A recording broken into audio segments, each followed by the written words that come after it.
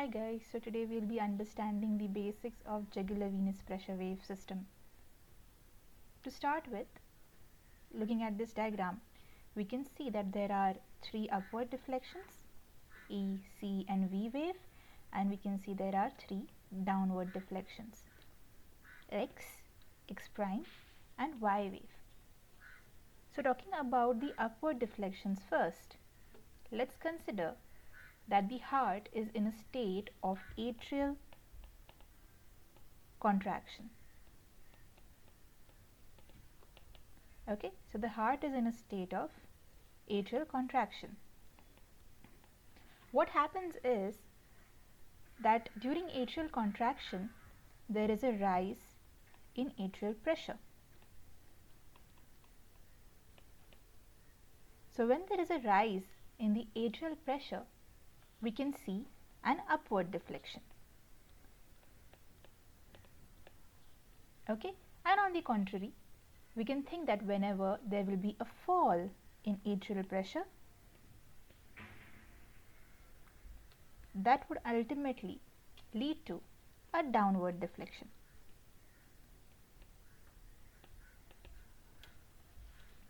Alright, so now let's think that we are in the diastolic phase. The heart is undergoing diastole. What happens in diastole? The atrium contracts in order to push all the blood into the ventricles. Push blood in the ventricles. Okay, so whenever the blood moves to the ventricles, the pressure in the atrium is going to decrease, right? So firstly, getting back to our image here there was the atrial contraction, so that's why upward deflection, and when all the blood moves to the ventricles, we can see a downward deflection. That's the X wave, because the pressure in the atrium has decreased. After the X wave, we can see there is again an upward deflection,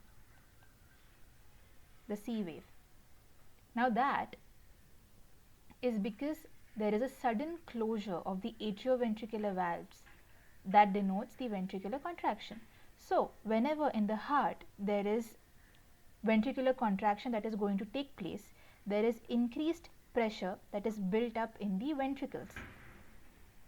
Okay, so this increased pressure leads to pushing of the atrioventricular valves into the atrium or towards the atrium. So suppose this is our heart, these are our atrioventricular valves. Okay, so there is going to be increased pressure in the ventricles that leads to moving of these atrioventricular valves upwards towards the atrium.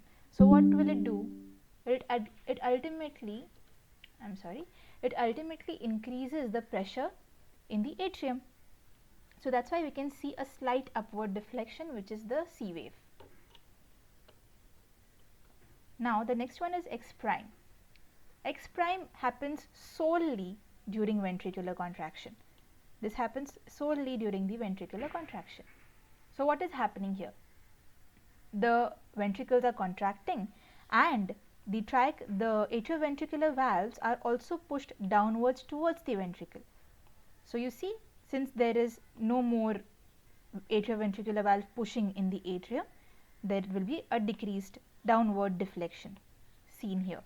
So that's going to be our X prime, which happens during ventricular contraction as the atrioventricular valve moves towards the ventricle and therefore significantly drops the atrial pressure.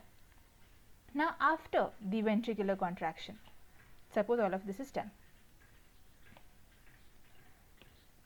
After the ventricular contraction, this was the ventricular contraction, this was the beginning of ventricular contraction. Okay, after that we see that there is a V wave, again upward deflection. Why is that? Because once all the blood is ejected, there is no blood in the heart. So the atrium receives blood passively all the venous blood fills passively in the atrium. Therefore, since there is increase of blood, there will be increase of pressure in the atrium. Therefore, we see an upward deflection over here. Okay. Now again you will say that there is an upward deflection, there is blood in the atrium. So why is there a Y wave over here? What's the reason? The atria gets filled with blood so much that the pressure increases to an extent that it suddenly leads to the opening of the atrioventricular valves, thereby pushing the passively filled blood into the ventricles. Yes, so in the Y wave we are seeing that the AV valves, the atrioventricular valves, have opened and the atria has emptied its blood, its venous blood, into the ventricles. Now let's consider certain scenarios.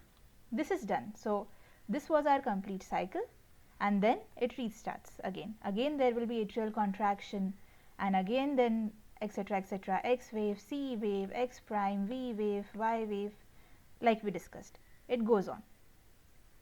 Considering certain scenarios now that will be helpful to think about certain questions.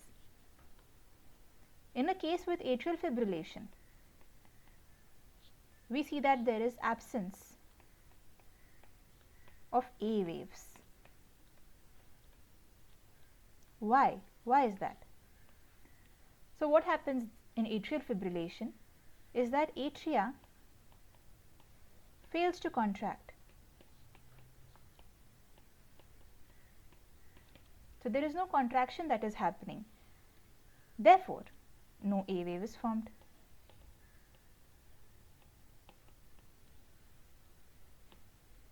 Right? Considering another scenario.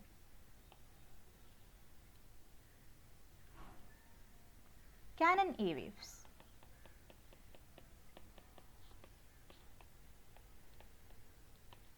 So these are seen in case of scenarios such as complete heart block.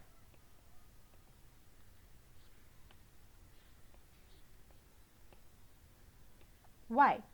So in a case with complete heart block, there is total disconnection in the heart synchronization, completely disconnected heart synchronization. What I mean by that is that the atria sometimes contracts after ventricular contraction, vice versa. It is very mismanaged or unsynchronized or dysregular. So this leads to increased pressure in the atrium.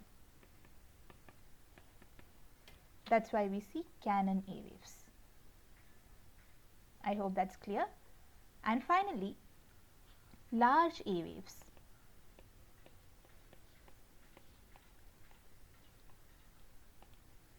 So large A waves can be seen in scenarios such as tricuspid stenosis. You'll ask why. That is because it becomes difficult for the atrium to push blood through stenosed valves.